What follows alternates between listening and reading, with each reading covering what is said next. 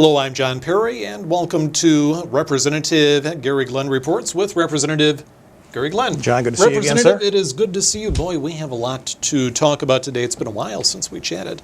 One of the marquee topics in the Michigan House so far in 2017 has been the issue of tax relief, income tax relief for families in our state. It's maybe been a checkered path into the spring of this year, but as you look at the issue of tax relief right now, where does it stand? Where do you see it going? Well, John, it's an effort on the part of the leadership in the House of Representatives, and I'm a member of leadership, to fulfill a promise that was made by our predecessors a decade ago. During the Granholm administration, income tax rates went up on the people of Michigan, but the promise was made at the time that this was only temporary. Now, as a conservative, I'm very skeptical anytime the government tells you that you're going to have a temporary tax increase. And unfortunately, this has fulfilled that skepticism because it's been a decade and that promise has not been kept. But we are highly motivated to do so. And the kickback against giving tax relief to middle-class working men and women in Michigan is how are you going to pay for it? Where in the state budget do you find hundreds of millions of dollars? But as I like to point out, twice in my first term, in 2015 and 2016, the House representatives, the Senate, the governor had no choice but to cut hundreds of millions of dollars out of the budget. The first time it was when something called mega credits were turned in by some major Michigan employers. Under Governor Engler, this was a tax credit program for any employer who created new jobs for the people of Michigan. Under the Granholm administration, it became a tax credit for anybody who just kept the jobs they already have. In a decade when we were number one in the nation, not in a good way, but in the bad way, for losing more jobs, 800,000 private sector jobs than any other state in the country. The downside of these tax credits, among other things, is they can be turned in any time without warning. So the very first month I was in office, in January of 2015, Michigan had handed in about $350 million worth of these mega tax credits by employers who had either created new or kept existing jobs for the people of Michigan. State Constitution requires us to balance the budget. So you know what we did in the middle of the 2015 budget? We cut $350 million out of the budget. I'll bet most of our viewers today, John, didn't know what happened. And then again, in the spring of 2016, we had a revenue shortfall of about $350 million again. Once again, the budget under our state constitution must be balanced. We cannot deficit spend like Congress can. So you know what we did, John? We cut another $350 million out of the budget. That means that in my first term in office, we cut about $750 million out of the state budget. Most people probably don't even know it happened. My point simply is, in arguing for tax relief for the people of Michigan, is if we can cut $700 million out of the budget because we have to, well, why don't we cut some hundreds of millions of dollars out of the state budget once in a while because we want to be true to what we tell people we want to do when we're running for these offices, which is to have limited government, lower spending, and lower taxes. Let's do it because we want to fulfill those kind of promises, because we've already proven twice just in my term we can do it when we have to. Now, we put up for a vote a piece of legislation to reduce the income tax rate on the people of Michigan, and it failed by a couple of votes. And this flew in the face of what's supposedly the common wisdom in Lansing, that you don't put stuff up for a vote unless you know you've got the votes to pass it. We put it up for a vote when we knew we didn't have the votes to pass it. But the point was to show how committed we are to tax relief for middle-class working men and women in the state of Michigan. And I believe while we lost the first vote for tax relief, I don't think we'll lose the last vote for tax relief in this session. My expectation is we will find a way to fulfill, at least in part, that commitment made to the people of Michigan a decade ago. I again take the position that, to be consistent with what most of us say when we're running for office, at least us Republicans, that we ought to find ways to actually reduce government spending. And I can say, for an example, that the governor came up with a budget for 2017-18 that we're about to approve sometime in the next 2 or 3 months, possibly by June 1st, maybe not, and we'll talk about that too. But the House of Representatives, in going through the governor's budget, has already cut hundreds of millions out of the proposed budget, as has the Senate, in part to allow for things like the possibility of income tax relief or other major priorities that we have in reining in government spending. And so you have a pretty conservative House, you have conservative House leadership, and so we are going to try, we're serious about trying to fulfill the commitments that most Republicans make when they're running for office: limited government, less government spending, lower taxes. That's at least an ideal that we hope to shoot for. May not always hit exactly what we aim for, but at least in striving to do so, hopefully to some extent, provide a little of all three. You referenced the timetable there a little bit. In recent years, we've seen the completion of the state budget around Memorial Day, the early part of June. Well, that's not necessarily written in stone, though. The fiscal year doesn't start until, what, the 1st of October? Right. That's what's written into the state constitution. That's the mandate that we have to follow. It's been important to Governor Snyder to get the budget done by June 1st for 5 years in a row. The legislature has gone along with the governor in that respect. But I consider that to be something that is a point of negotiation with the governor, because the House has certain priorities the governor may not share. It's one of his priorities to have the budget done by June 1st. It's one of our priorities to give some kind of tax relief to the people of Michigan. I consider it, and I think other members of House leadership consider it possibly, to be a matter of negotiation.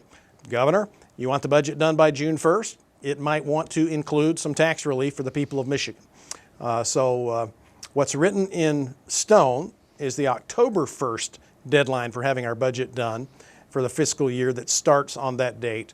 But it is a subject of negotiation as to whether or not we actually get it done by June 1st, as we have the last 5 years, because that's a priority for the governor.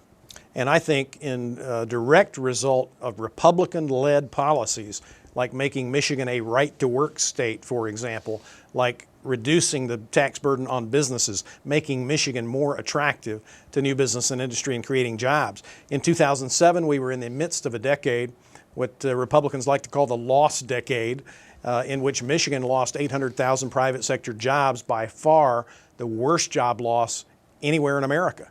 But as a direct result, in my opinion, of Republican-led policies, such as passage of a right-to-work law and corporate tax relief, Michigan now has been, in the last 5 years, among the nation's leaders in new job creation in the private sector and among the nation's leaders in wage and income growth.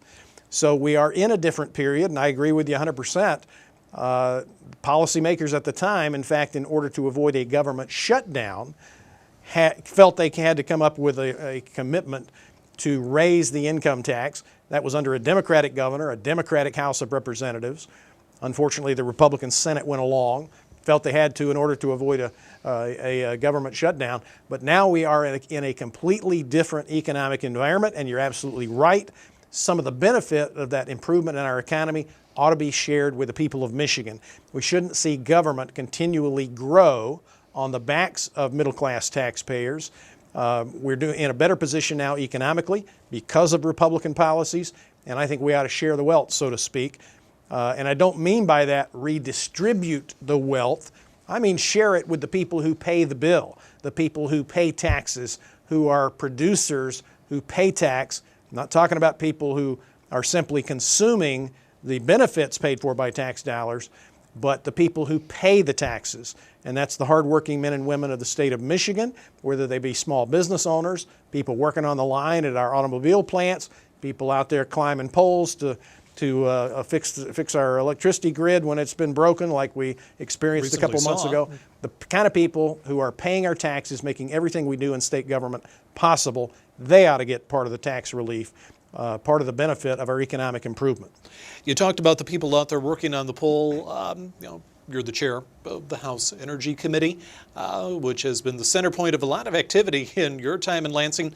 But case in point right there, you're talking about maybe taking a look at how Michigan utilities responded to what was a very significant windstorm back in March. Michigan is among the nation's leaders, and again, not in a good way, in the amount of electricity outages that we suffer. Not just quite often in the top 10 in recent years. Very often in the top 10, top 5, top 3, sometimes number 1. And you can't write it all off just to weather, because we have the same kind of weather in other Midwestern Great Lakes states. And so we're going to ask them, why is it that when those outages occur or those storms occur throughout the Great Lakes region, why is Michigan so often the one that has the worst outcome? Is it because we have not been properly maintaining the grid? Do we not invest enough money in cutting back branches and that type of thing? I have long been a believer that if our major utilities had to compete for customers, that they would behave in a different way than they do when they are guaranteed by law a monopoly, or at least in the state of Michigan, a 90% monopoly, 90% guarantee of market share. Only 10% of the electricity generated in Michigan can be bought from anybody but consumers and Detroit Edison. And that's not much competition. From 2000 to 2008, everybody in Michigan was free to choose where they bought their electricity. There was 100% competition. Unfortunately, under the Granholm administration in 2008, that competition was capped at only 10%. Just so happens to be from 2000 to 2008, and this won't surprise anybody who believes that consumer choice helps hold down prices, that from 2000 to 2008, Michigan's electricity rates were like fourth highest in the Midwest, below the national average. But since 2008, when choice in our electricity markets was capped at 10%, Michigan's electricity rates have gone up, skyrocketed to number 1 in the Midwest and 12th, 13th, 14th, depending on the month, in the United States of America. That means a whole lot of things. It means our electricity costs more, but it also means Michigan is not as attractive as it could be for new plant sites or for existing employers to expand. And you've talked about that in your own district, your own area. And my district is a great example. We have in the legislative district that I represent, which is parts of Midland and Bay counties, our biggest employer is Dow Chemical. And the biggest cost of doing business for Dow Chemical is the cost of electricity. If we don't do something to bring down the cost of electricity, I'm concerned that Dow Chemical at some point, because it has a fiduciary financial responsibility to its stockholders, at some point may decide to keep their white-collar jobs in Midland, Michigan, but send their energy-intensive manufacturing facilities down to Houston or Tennessee or Louisiana, where they get a lot cheaper electricity rates.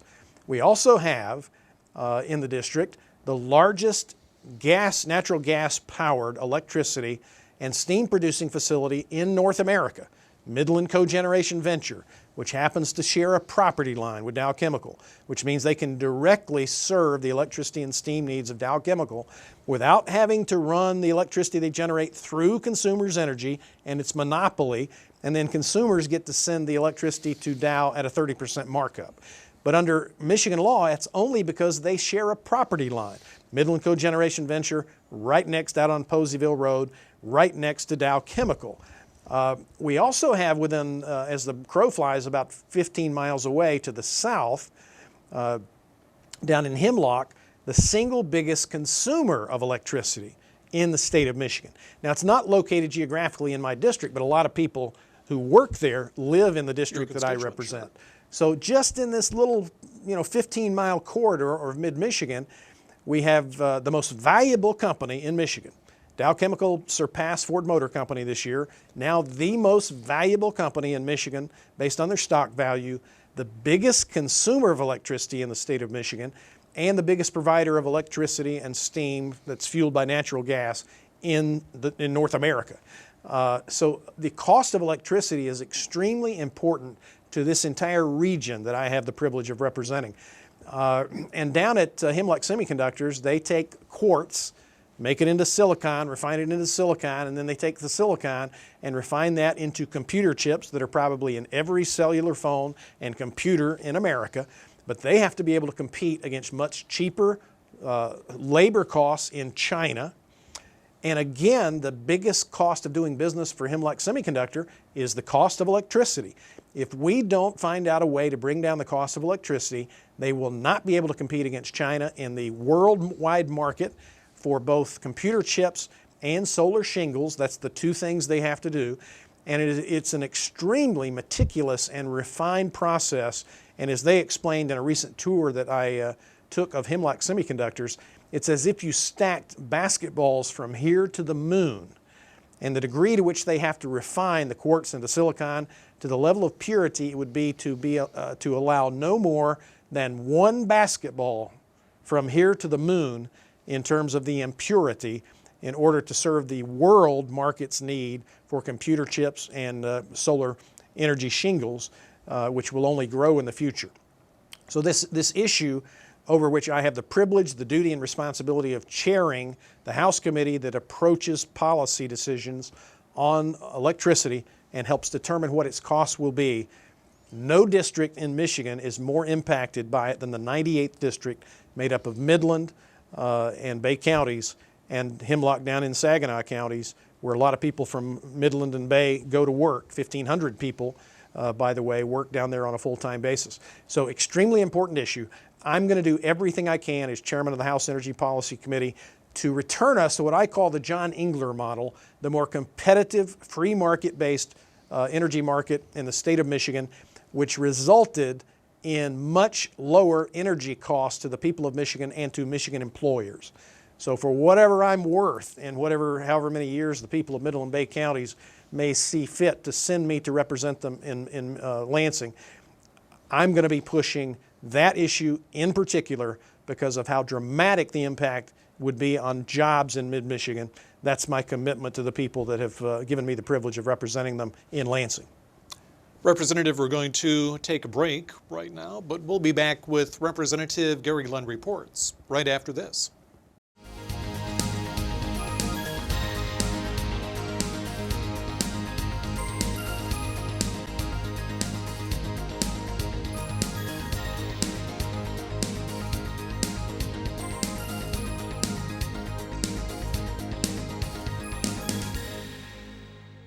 And we're back with Representative Gary Glenn Reports. Representative, you've been working on a lot of policy issues too, whether it's government employees, whether it's the Construction Code Commission, whether it's freedom of information in our government.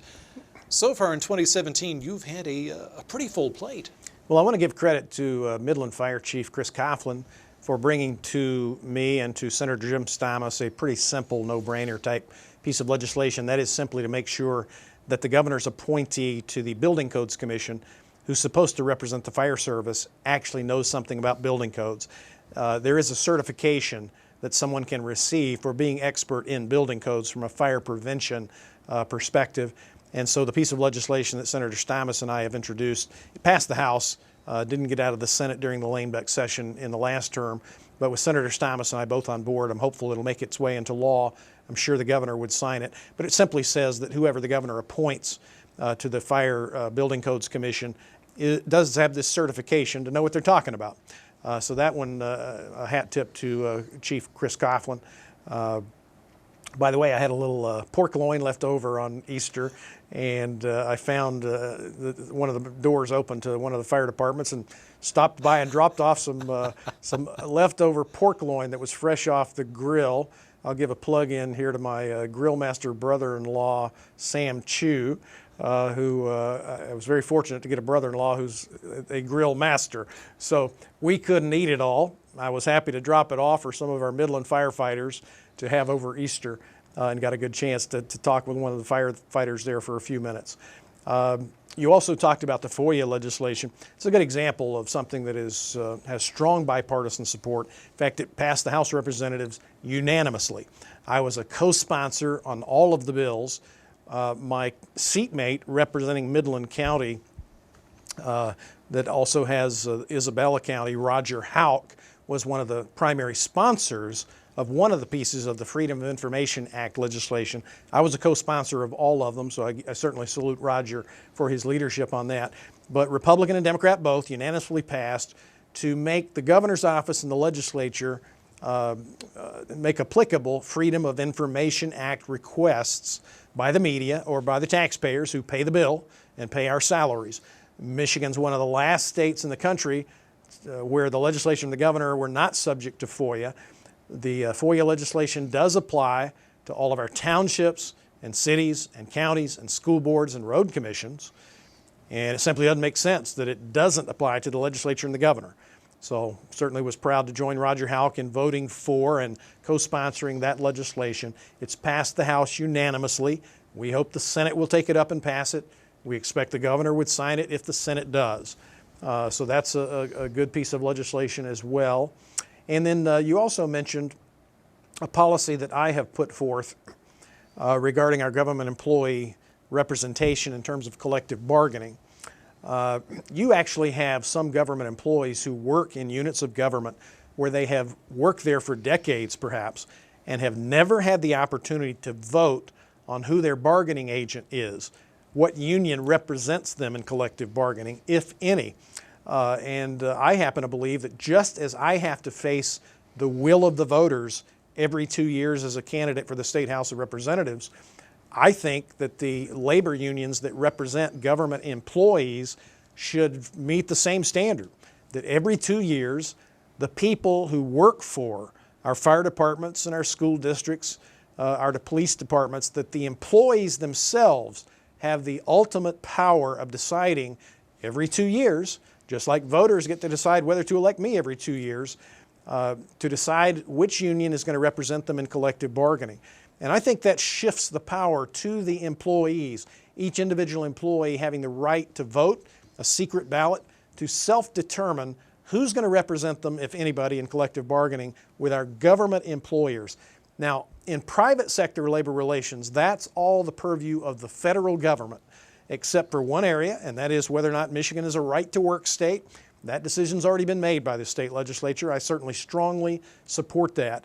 But when it comes to government employees and government employee unions, that's up to the state legislature and the governor to set policy. And I simply think that the power ought to be in the hands of the individual government employees, and that labor unions and union officials ought to be as accountable to the will of their voters, government employees in those bargaining units, as accountable to the employees themselves every 2 years, as I am accountable to the people of Middle and Bay County every 2 years. It's just simply a matter of accountability, and who's in the power position? The employees themselves. So I've introduced legislation to say that government employee collective bargaining contracts and the negotiating authority, the bargaining agent, is decided by a vote of the government employees in that unit every 2 years.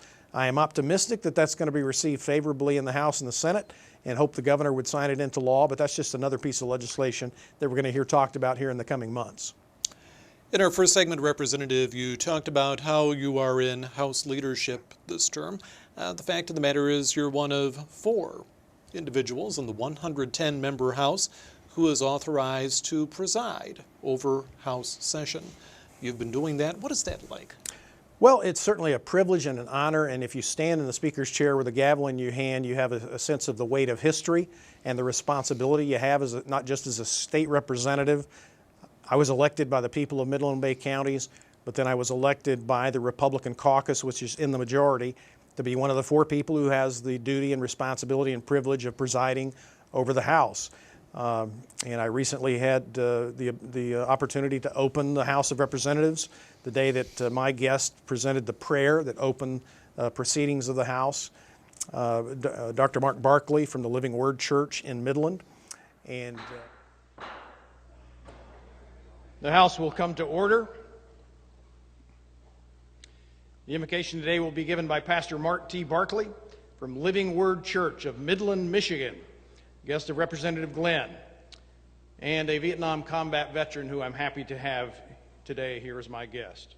Will members, staff, and guests in the gallery please rise? And so it is a privilege and a sense of duty and responsibility, certainly, to be in a leadership position.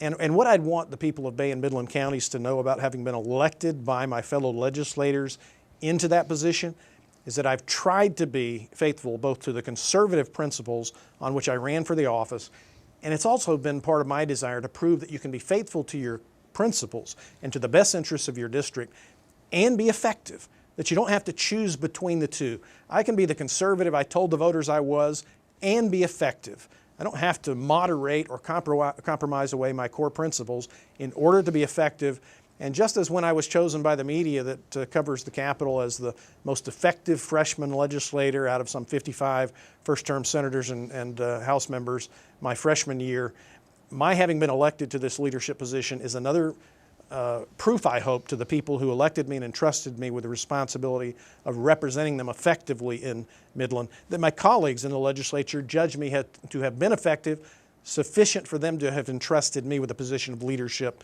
in the body of the House of Representatives itself. So you're very busy at the state capitol, but I know too that you are also very busy back in the district, whether it's reading to school kids during March's Reading Month, or maybe meeting with constituents who might find some room for disagreement. The fact of the matter is, when you go home, you've got a lot on your plate there too. Well, sure. It's been my privilege to read to kids at East Lawn Elementary and at the Midland Academy, and I spoke last week to my son's class, my son's political science class at Delta College. So that's always a privilege, not just to get to read to kids in the elementary school, but to answer their questions. And it's a big deal to them when their state representative comes, because they've all studied state government. So that's always a privilege. It's one of the more fun things you get to do as a state representative. And the elementary school kids, one of them said, "Oh, we met you last year when we came down on our tour of the Capitol." And I know that class I read to at East Lawn Elementary is planning to come back to the Capitol. So I promised that we'll see them again when they're here in Lansing. But staying in touch with the people it's my privilege to represent, of course, is one of my responsibilities. And that includes talking to people who don't necessarily agree with me. We got a lot of attention since you and I last talked with a meeting at Grace A. Dow Memorial Library with a local left-wing women's organization that probably doesn't agree with me on anything. Maybe the FOIA. I imagine that they are supportive of the FOIA legislation. But they seemed to expect that because they disagree with me, that I would change my position on all the things I promised the people of Midland Bay counties I would stand firm on if they trusted me to represent them. And I guess I can just reaffirm to the majority who elected me to this position. I was elected by a 10-point margin the first time I ran in 2014. I voted the way I told people I would vote in my first 2 years in the legislature. I was reelected by a 20-point margin. So I can only conclude that the values and principles that I pledged to uphold as a candidate must represent the majority of the voters in Bay and Midland counties, or they wouldn't have reelected me by double the margin by which I was first elected in 2014. So I am more than happy to listen to and to have exchange of ideas with people who disagree with me. That's part of my job as much as talking to anybody else. But it does provide the opportunity to reaffirm that what I told people I was going to be if they sent me to Lansing, I have tried my best to be, and that seems to have been reaffirmed by the people who decide whether I get to come back and have the privilege of representing them. So I will listen and help anybody. And my definition of being a representative for all the people of Midland and Bay counties is I may not agree with everybody on every single vote. I mean, I don't think anybody could reasonably expect that. My vote on any particular bill is not going to represent the view of 100% of the people in Bay and Midland counties. But what I am pledged to do is anytime somebody needs help, one of my constituents needs help with an agency of government, an unemployment claim, a Medicaid problem. Some of these things are private and confidential, but anytime somebody needs constituent services from my office, I and my staff are committed to providing that service. We couldn't care less what party somebody is a member of or what their ideology is. They're going to get the same amount of service, the same quality of service and dedication from my staff and me, whether they agree with me on anything or whether they're my most enthusiastic supporters. So that's how I define doing the job of representing all the people of the district which elected me, because you can't define representing all the people by your vote, because every time you vote on a bill, there are going to be people who would both agree and disagree with your vote. Constituent service, that's due every single constituent regardless of their ideology or political affiliation, and my office and I are committed to providing that unbiased constituent service. Representative, thank you very much. You bet, John. Great to see you as always. And I'm John Perry. Thank you for joining us for Representative Gary Glenn Reports.